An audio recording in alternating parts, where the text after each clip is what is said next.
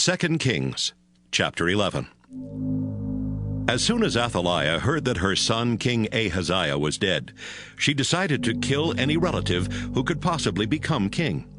She would have done that, but Jehosheba rescued Joash, son of Ahaziah, just as he was about to be murdered.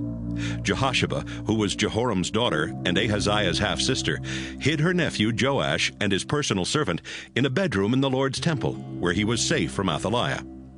Joash hid in the temple with Jehosheba for 6 years, while Athaliah ruled as queen of Judah. Joash, son of Ahaziah, had hidden in the Lord's temple 6 years. Then in the 7th year, Jehoiada the priest sent for the commanders of the king's special bodyguards and the commanders of the palace guards.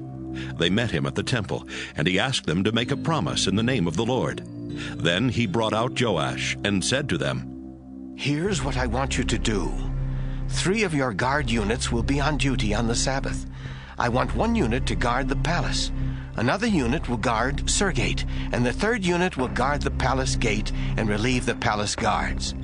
The other 2 guard units are supposed to be off duty on the Sabbath, but I want both of them to stay here at the temple and protect King Joash.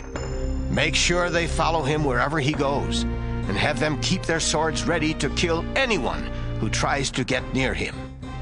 The commanders followed Jehoiada's orders.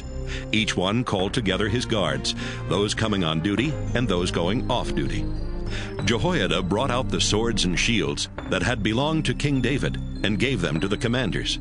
Then they gave the weapons to their guards, who took their positions around the temple and the altar to protect Joash on every side. Jehoiada brought Joash outside, where he placed the crown on his head and gave him a copy of instructions for ruling the nation. Olive oil was poured on his head to show that he was now king, while the crowd clapped and shouted, "Long live the king!" Queen Athaliah heard the crowd and went to the temple. There she saw Joash standing by one of the columns, which was the usual place for the king. The singers and the trumpet players were standing next to him, and the people were celebrating and blowing trumpets. Athaliah tore her clothes in anger and shouted, "You betrayed me! You traitors!" Right away, Jehoiada said to the army commanders, "Kill her, but don't do it anywhere near the Lord's temple. Take her out in front of the troops and kill anyone who is with her."